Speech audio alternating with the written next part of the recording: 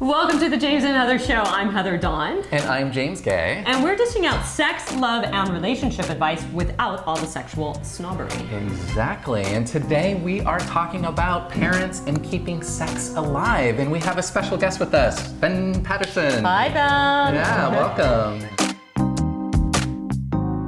And Ben happens to be a new dad, and he's got a new TV series. Yes. So we want to hear about all of these things. Yes. Cool. I'm an open book. Okay. Well, so tell us about Greenleaf. It's coming out in June, right? Yes, in June 21st. The show is on the Oprah Winfrey Network. It stars Meryl Dandridge, Lynn Whitfield, and Keith David. Got it. And a host of others, including myself and Oprah Winfrey. Wow. It is centered around the church world in the South. And I'm it's familiar with the church world, why maybe I'm not the looking at South, him. but...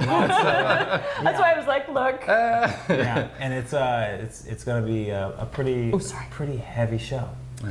Awesome. Well, it's talking about infidelity, sexual abuse, corruption, gay relationships. Yes, everything that's been either speculated or proven to have happened in the church world is somewhat addressed. That's funny because James was raised in a pastor family. I certainly was. Does that kind of stuff happen?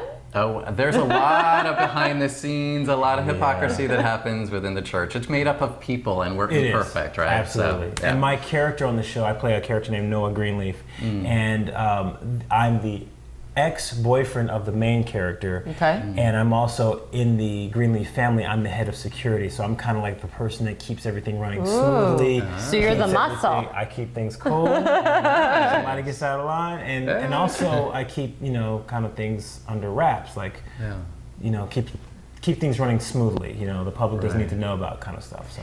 And so you just had a baby, correct? Yes, he is 3 months old as of 3 months. 6 days ago. We just saw pictures, so adorable. Yeah, we were having a love fest. Oh, He's cute. Yeah. And this is the first time you and your husband are parents. You've not been parents before. first child. Yeah, first child, and it's. You do lose a little bit of sleep. Oh, You learn that with things like yoga, because I do yoga still every time I can. Yeah. You do learn that like yoga or meditation does kind of make up for that little bit of like sleep deprivation, because you wake up at 3 in the morning, you don't think that's Resets too bad. the central nervous But system. then you go back up at 4, and then back up at 5, then 6. You're like, okay, I'm crazy right now. You have sleep-induced psychosis at that point, right? Yes. You start talking to someone who cannot speak to you back. You start arguing with them. I'm like, why am I talking to you? You're a baby. Like, you just need to eat. It's interesting because, when you're talking about that, one of our first questions that we wanted to get to is that how do you know if kids are the right ingredient for your relationship? And how long were you guys together before you decided that this was what you wanted to do? Okay. To answer the second question first, we were together 15 years prior. And we decided, we both have siblings. I have a brother who has 3 kids. He has a brother who has 4 and a sister who has 3. Oh, you have big families. Right. So it's almost like you're around so many kids, and you do the diapers and you do the babysitting so much that you're like, I know I could do this, and I enjoy children, and I want to see a little me running around, or a little him running around. So you naturally kind of progress into that, and coming from families that are so large, you feel almost like, I know I'll have the help. I know I'll have friends that'll help me, and we're probably gonna get a ton of gifts and all the cool stuff. Have a baby. So. Yeah. Well, so it sounds like sort of being an uncle was part of your process of learning and recognizing that you wanted to be a father as well. Yes, and actually through high school and part of college, I was also a lifeguard and a swim coach. Oh, wow. So working with kids has kind of always been somewhere in my past, and I've always kind of just gravitated towards it. And it's like one of those things that I've never been like, I don't like kids. I've always been like, they're cool. They do different stuff. It's interesting because I love kids also, and I nannied up and babysat from like 13 all the way into college. I used to watch my mom's friends' kids. But, as a woman, I actually decided that I didn't want to have kids. I knew that actually in high school I didn't want to have kids. I was more interested in adopting older children. I still am. And everyone's always like, oh, they come with problems. And I'm like, well, there's the reason not to adopt them. Hello. That is the exact reason and I would want them. You know, it's sort of, I used to feel that way about pets, like I wanted the cat without the eye or something that was just, and I know it requires a little bit more work, but they also need a lot more love. And so to me, that was interesting. And I've had relationships where, you know, guys that I was were dating, you know, one guy had triplets, and I loved being a stepmom. Like I even liked, but I didn't feel the need, maybe it's because I worked with babies a lot as a kid, like I didn't have this need of, I have to have a baby, I want to be pregnant. I mean, frankly, it's just scared the living hell out of me, still does, to be pregnant. And I think there's a lot more options available to us now. There's a little bit less of an expectation that you must have children if you're in a couple relationship or in a marriage, even though it's still very predominant. I was just about to say, I mean, as a woman, I come under fire all the time for this, by the way. Oh, you're running out of time, you should get married, you're going to want to have children. I'm like, no, actually, I'm okay if he comes with kids or if I adopt later on. Oh, no, you're going to change your mind. And I'm like, it's funny because I haven't changed my mind in like a decade or so. So I don't know why I would change my mind. Oh, you're going to want to be pregnant. And then they try to corral you and then they ask you, well, what's wrong? What happened to you that you don't want to be pregnant? And I'm like, what? Why does that need to be wrong? I want my freedom. I guess I'm so hyper aware of the responsibility, which I'm sure you're now realizing too. But I wanted I wanted my freedom more than I wanted to be obligated. And and I'm the kind of person that when I do things, I have to do them well. And if I can't do them well, I'm not so interested in doing them. And I always felt that way when it came to having my own babies. I think there's a lot more consciousness around actually what it takes to be parents. Yeah, that's the part that scared me. I think also more intentionality, especially for gay and lesbian parents who might not normally, you know, it's not like we make a mistake. Oops, got pregnant. It's sort of like there's conscious choice, often money, and you know, I mean, there's just so much that goes into it. So, what was that process like for you two in terms of the planning? And the process was basically we kind of had the conversation about it before Prop 8 the first time, and it was like, okay, well, we should get married because you know, obviously we've been together at that point. I think it was like 9.5, 10 years, and then the whole Prop 8 thing happened, and so then it wasn't legal to get married again. Then we kind of dropped the issue, but we were both still separately thinking like, you know, because then you start doing the math, like, okay, when he's 10, I'll be this. When he's 20, I'll be that. So we revisited the whole scenario, and we're like, I think we're ready. You know, I mean, because obviously we're both at the point where we know what it entails. We have another really close friend who has 6. And 6 kids? 6 kids, and the oldest is 12, and the youngest is just made 1. Same-sex couple, or? I'm sorry. Heterosexual? Yeah, it's okay. Say that 6 times fast. But they have 6, and she does it with no nanny. Wow. And he works and travels a lot. So it's just like you see other versions of it and go, okay, look, I know I can handle do one. One. Nice. But do I want to? I mean, that always came down, to the question, at least for me, which is like, I could handle it. I nannied into my 20s. I just felt I wanted to be able to do it well, or I didn't want to do it. And I actually really liked being a stepmom-ish, step-girlfriend, whatever it was. But I actually really enjoyed that. But I don't enjoy getting poo-pooed by people, you're going to regret that decision. And it's like... Well, there's so much bias and discrimination against single people who don't want children, or people in relationships that don't want children, and yet there's, a lot more people choosing that option now.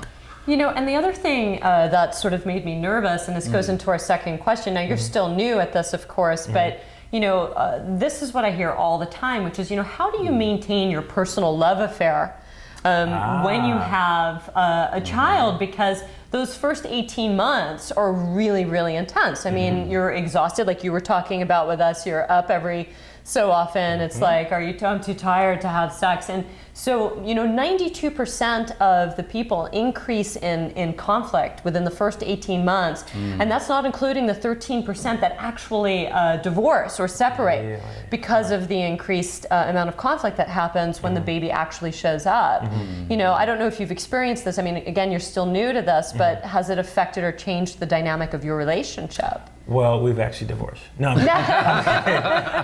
think after 15 years. But what we've done, and this is something this is what we've kind of evolved it to, is that we're new, but we have a babysitter every weekend. Every weekend. Nice. Me time. And it's like, it just makes everything go, oh, that's what you're missing. Because I know, like, even when my brother had his first, it was like, you know, no movies, no this, no that. And, you know, if we want to go out, we'll go out. But we know that, you know, in order for us to just maintain even our livelihoods, we have to be able to travel. We have to be able to be mobile. And so just adopting that similar mindset and having the variable be our love affair with each other, then it's like, okay, hey, you need to just be over there for a minute, 2 hours with her, and then we're gonna go get dinner, and then we'll be back. You're gonna be asleep anyway, you know. Well, and that's, you know, really, really good for parents to, again, prioritize their relationship, the emotional sort of respect and connection, which is really good for kids to see modeled for them, right? Absolutely. Is that you actually like each other and get along and have conflict, can resolve it, and those kinds of things, right? Absolutely. Because then the other side of it is, if you don't do that, then people become miserable and disconnected, and their friends are like, where have you been? We haven't seen you forever, you know, or we're having a pool party. And you're like, oh, I have my Speedo, but I can't go. But now it's like, oh, okay, do you wear a Speedo, really? Thousands. Do you? I bet. Because I've seen that body of yours on Instagram. I think everybody has. I would imagine you would have Speedos. We'll float a picture right here. You are so inserting a photo. I have to. They're there. So you're not one of those parents that feels like, I know some parents are very much like their baby has to come everywhere, and then I have other parents that are more like you, which is like there's us time and then there's baby time. And then I often see that parents feel guilty, you know, a lot of times because they're leaving the baby home for a couple of hours. Do you ever experience that kind of guilt? So far, not really. I've fluctuated between, like, I want to show him off. I want to be. I've walked down the promenade with my baby, and I was like, I got a baby. And people are like, oh, your baby, and I'm like, what about me? And I'm like, okay. But then I've also been like, okay, I need to, like, you know, I go to the gym, I can work out, I can do these other things that I go, okay, this is me time. Like, I can just relax, I can talk on the phone, blast my music in my car. You know, if he's in the car, it's classical or it's jazz. Right. It doesn't get too loud.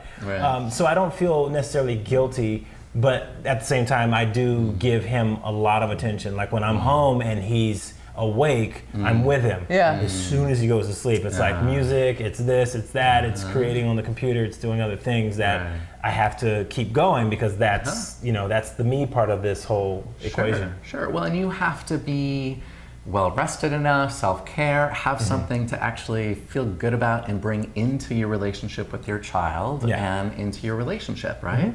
Absolutely. You know, my brother just had a baby, and I try to be now the cool aunt. I don't get to see them that often because I do work 7 days a week, but when I was going down there, they're all playing like baby songs, and I was asking my brother and my sister-in-law, you know, because it's all this like and after like 3 rounds of that, I'm like, I'm gonna go batshit. And I was like, how do you guys? They're like, oh, we used to feel the same way, but we love it. Both my parents, my brother and his sister, they were like, we love it. And so I got a hold of the baby, and I was like, baby got back, right? Like so, give him some Mix-a-Lot. Like big butts, and I can't. And then my sister-in-law starts moving the baby's butt, and I was like, this is what, skip old McDonald, Sir Mix-a-Lot, right? Sir Mix-a-Lot, absolutely. I agree 100%. Because like people are like, oh, so do you have a minivan now? I'm like, never. Wow. And like there's a baby seat in my car. Yeah, well, that's legal. You have to. Gotta have that. You know, right. Safety issues, whatever. But like musically, like I remember as I was raised, there was always music playing, but it wasn't like nursery rhymes. Like granted, it was like there was Sesame Street on TV. Yeah, but of course. Was, like, we all grew up with Sesame Street. There was all sorts of different music. There was always classical, there was always jazz. Like I could just and so and then that way I'm not going crazy because I listen to the same songs over again, and now he's just listening to whatever because he doesn't have a say in it in the first place. Right. Love it. And you're a musician, a solo artist, right? Do you ever play your music for your child as well? Interestingly enough, what I'll do now is because I can hold him with one arm because he's still a little floppy, and I can play the piano, and he'll just kind of look at me like, "What is that thing?" Oh, I love but that. I can see that he's taking it in. Right. And he has your genes, right? You did surrogacy, not adoption? Yes, so he does look, I mean, like all this. He's a little there lighter. It is. Little miniature you. A little miniature He's me. going to be hitting up that piano soon. Lighter, straighter hair. So, How long was the planning process for you? For the surrogacy? Yeah. The planning process was a little over a year because they have to we have to find a surrogate and find a donor. And the way the laws work in California is the donor is not the mother because she doesn't carry the baby, and the surrogate's not the mother because she's not the genetic contributor. Wow. So on paper, we're not adopting; we are the actual parents. Right. And neither of them she's the biological mother because she contributed, but she doesn't carry. Wow. Right, exactly. Right. So for legal reasons, that's the way it works. So once you do all that, and then everyone gets the 2 cycles in sync, then you do the transfer and all that, and so that first initial period can take 4 to 6 months. Wow. If you get a great person and they're available and all that, that's great. But if it doesn't happen like that, then you're still waiting week after week after week, and then once you pick the person, then it's like biological clock time, and then once they're synced up, then you can start that 9 months. Wow. Amazing. I know. So there's a lot of parties And it's expensive, I hear, too. People have told me that, It can be a little Wow. Well, and it's interesting. There was a stat that I heard about when preparing for this that based on statistics from 2000, that there's actually a lot less LGBTQ people having children. That is interesting because, in some ways, we were sort of marrying opposite sex partners and having children that way. So that's decreased now that there's more acceptance and more people out.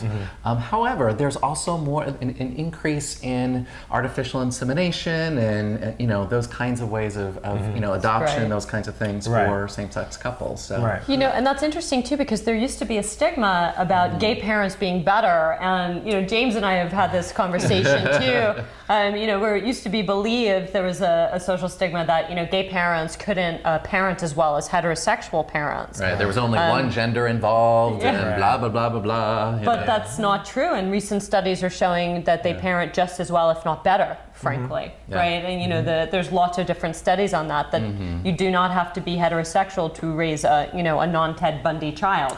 Well, I would like to read a quote here, if I may. We'll just hang out, wait for you to put on your glasses. This is from the American Sociological Association. And I'll just quote a couple sentences here. Yes. But the social science consensus is clear. Children raised by same-sex parents fare just as well as children raised by opposite-sex parents. Say that because there's 6 a times. wide spectrum of child well-being measures that they measured, including academic performance, cognitive development, social development, psychological health, early sexual activity, and substance abuse. So across all those measures, same-sex parents fare just as well as straight parents. Say goodbye to that stigma. It's kind of like a duh, of course, but it's nice to have evidence. Right, because you figure if you're raised in a household where people love each other or they're agreeing or they disagree or whatever. Quality of relationship matters. It doesn't really matter. So, and there's also single parents. So people can raise a successful child in a single parent home. Same sex, whatever. It's interesting as a single parent, as a heterosexual woman, much like, and we were talking about this a little bit earlier, where women who choose not to have children are often under fire. Single heterosexual women who have children also get hit up a lot of pressure. Mostly, it's actually twofold. One of the main reasons, though, is that a woman will sit down on a date with a man who doesn't necessarily have children, or maybe he does, but she'll make statements like, my child will always be the first priority. And this guy who's really interested in her, who wants to develop a relationship with her, just felt like someone took an iron gate and put it up between the two of them. So even if she's feeling that way, sometimes it's better not to overshare, because your actions often speak louder than words, because even the same way before you had that child, there was a bonding moment between you and that other person. You had a 15-year bonding moment. Some people have a year bonding moment. When you're single with a kid, you're going to need to recreate that bonding moment before you start bringing kids into the mix. And that person is going to want to feel special. Yeah, because you have to be an adult, and you have to have a relationship with the other adult. And if your only priority is someone under the age of 5, then you're gonna basically handicap yourself and go like, okay, well, I don't want to be with you, but let's go on a date. Like, no, I'm not. Wasting my time. And then of course that gets into what our last sort of topic is, which is that are kids necessary to have a happy, fulfilling relationship? And of course, no. I think we've answered part of that question here today, right? But it's actually more the reverse. You know, when you're thinking about that, it's necessary for you as adults to have a healthy relationship for those kids to succeed. Right, Yeah. regardless of sexual orientation, Correct. gender identity, anything else, right? Right. It's about, you know, a couple, a relationship, if it's a triad or otherwise, you know, where all parties involved are communicating well enough with each other, asserting their needs, being able to compromise around decisions, Absolutely. parenting sort of choices, things like that, right? Yeah. In a way that's loving and respectful and caring. That's good parenting, regardless of everything else. Right, because you have so many examples of people that did not come through that, and you can say, okay, well, yeah, well, you were successful and you made it through this with this exception to this rule, but you know, here's the same-sex couple and both people are working, they're successful, they've got the nanny, they've got the house, they've got this and that, but they care too much about partying, and then the kid kind of suffers because of it, and not that that's what always happens, but there's always going to be exceptions to it. So if you love, you know, the person you're with and you're able to navigate through disagreements, you have a child that will be socially apt or adequate when it comes to getting in school and working with other little kids. The Cowan's PhD did a study on that, Becoming a Family Project, where they said, you know, even though that there's an increase in fighting and marital discomfort, as we had mentioned earlier, it didn't mean it was inevitable. Like, in other words, if you actually worked on your communication skills with your significant other via Lamaze and therapy and everything, that the increase of conflict did not have to happen if you worked on communication. No, well, and you two had 15 years of practice at communicating, right? Which I imagine makes you that much more better parents. Yeah, I mean, yes, because there's certain things that I know, like, I just won't do. I just won't do it. And they're done that, don't need to go there again. I say I'm gonna be there at 10 o'clock, don't show up at 10:05, because you're late. Like, it's not even, you know. But it is a good time to figure out where you want to be and what you want to provide for someone else. Yeah. And you can try it out on other people's kids. Be like, look, if I say sit down, you sit down. And don't tell mommy that I'm disciplining. Right. And then once you figure it out, it's like, okay, look, a little kid's gonna do what they're gonna do. So you just have to strategically outsmart them all the time. And make adult decisions for children minds. Absolutely. Sure. Be creative. Thank you. Yeah. Thank you so much. Having you on here. This is Ben Patterson. If you want to tell everyone where they can reach you, see you, hear you, your please. Website, your social media contacts. So there's a good amount of things going on. So there's benjaminpattersonallday.pagecloud.com. That's my website where you can see everything I do, musically, photography, acting, and modeling, and all that. And then, of course, there's Twitter, which is Ben Just Creates, and Instagram, which is Benjamin Patterson All Day. Very easy to remember. And we will have those written down in YouTube, so you'll be able to see them. Exactly. Very socially findable. Right. And we're looking forward to seeing you on Greenleaf when it premieres on the Oprah show. And Oprah's going to be acting. By the way, did you get to meet her? I have a better story than that. Oh, do tell us. Hang out a second. One more story. Real quick story. I met her on a shoot, a promo shoot for the show. We were talking. Up until this point, we hadn't discussed the name of our son. But she came over, said, hello, it's really good to meet you. Of course, I'm like, oh my God, this is Oprah Winfrey. And she goes, so what's his name? And I go, Zachary. And it just popped out. So he was born 2.5 weeks later. And I text a picture to production, say, hey, can you get this to Miss Winfrey, please? I told her I would get her a picture. And about a week and a half later, we got a big gift box of books with his name on them. And they're all Caldecott Award-winning children's books. And a handwritten note from her. That's so cool. We love Oprah. Oprah. She's awesome. Yeah. Thank you again so much. I'm Heather Dunn. And I'm James Guay. And I'm Benjamin Patterson. See you guys soon. Bye-bye.